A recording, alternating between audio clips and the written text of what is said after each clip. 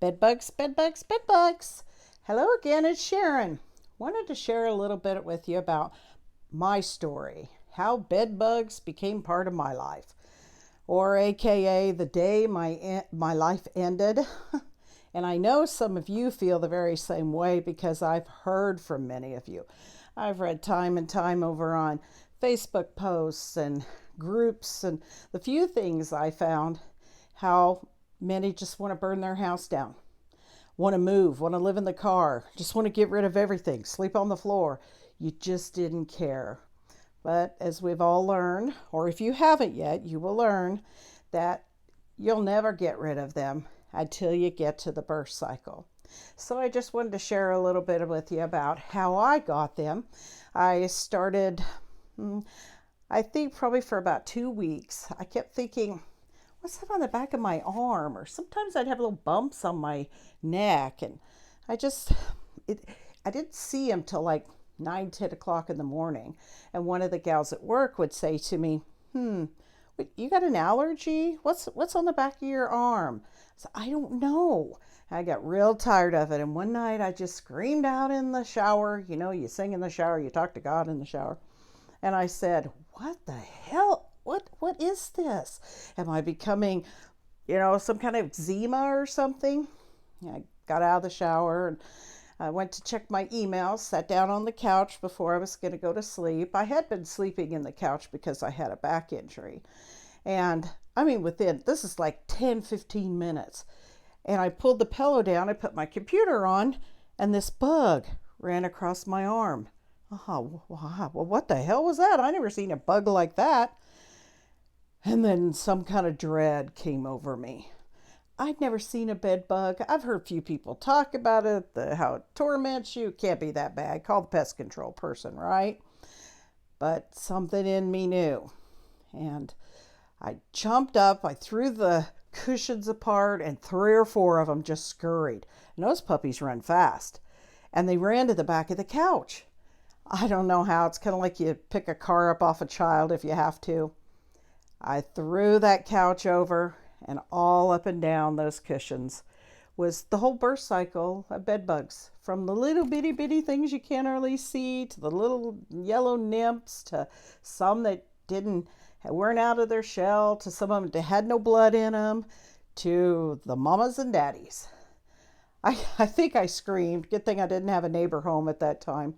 And I thought, what do I do? Where do I go? That is the moment my post-traumatic stress disorder set in. Sometimes things that happen to you that are frightful or fearful or shock you, you just like inhale and you actually keep it in the cells of your body.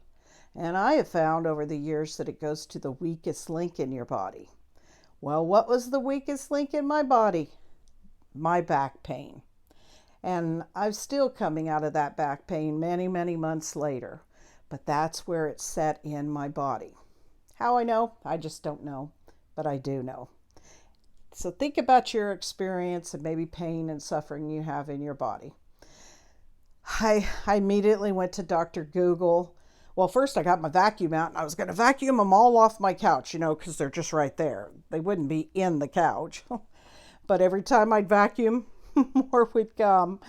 And then I quick took the vacuum outside and I got on Dr. Google and I thought, I'll take tomorrow off and I'll go get some spray. I'll call the pest control guy if it's really bad. Hours later, after Googling, I realized that's not how you get rid of bed bugs. They're a lot more set in than we can realize. They have a birth cycle. And that birth cycle, I think, is why a lot of people don't get rid of the bugs, is because they never get to the root of the birth cycle.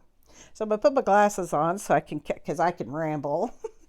But I definitely wanted to share with you that first shock.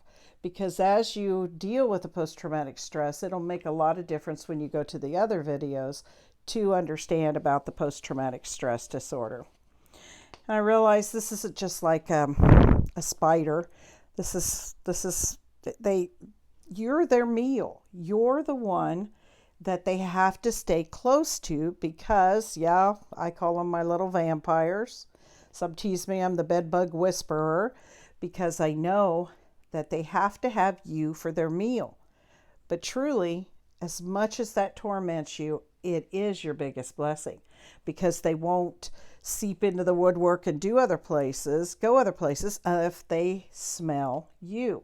That carbon dioxide that comes out of your mouth. I even seen a video where a scientist had them all in a little safe area and they were all scurrying around and somebody came in the door and all of those turned towards him as he walked in the door and stood there a little bit. They knew where their next meal was going to come from.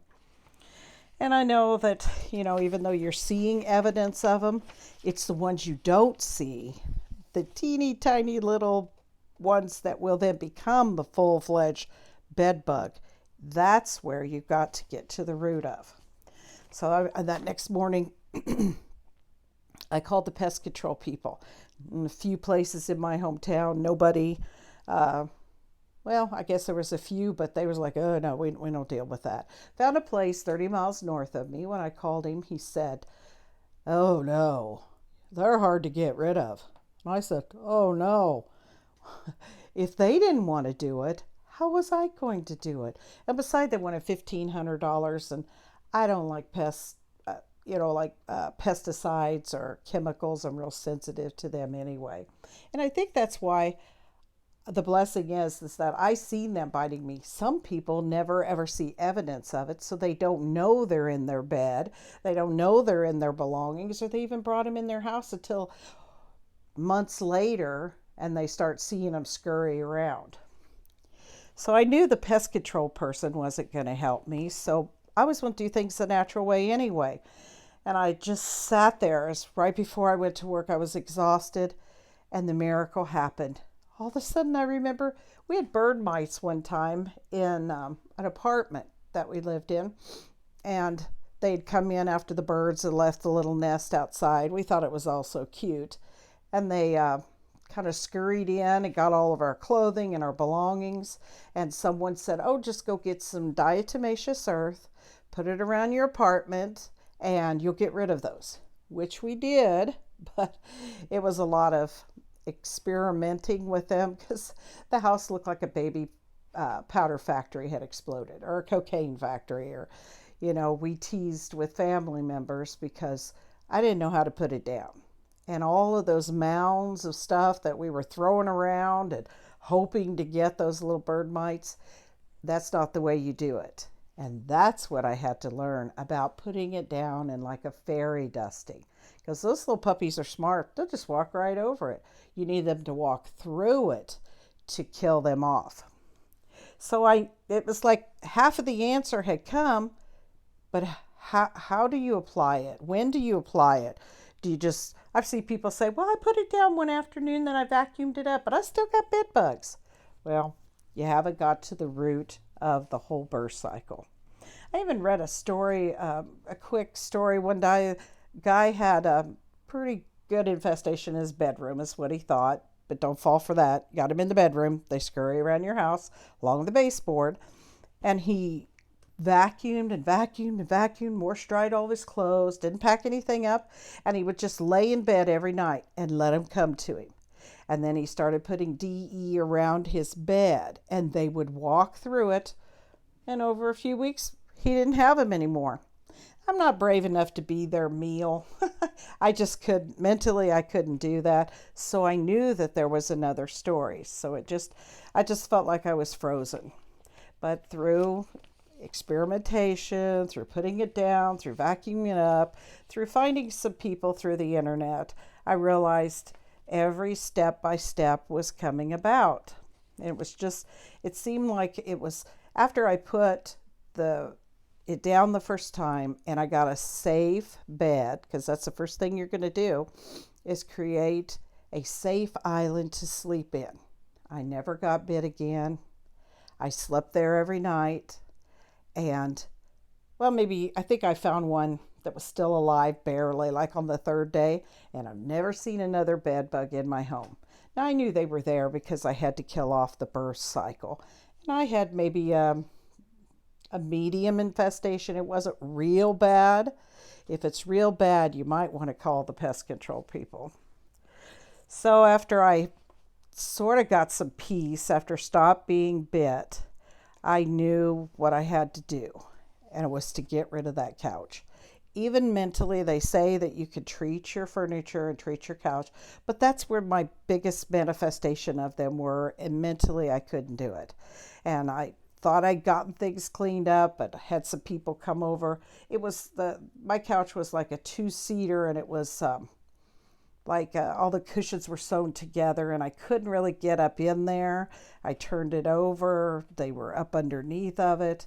Had some folks, they were carrying it out of the apartment. The bedbugs were dropping off of it, scurrying over to the baseboard.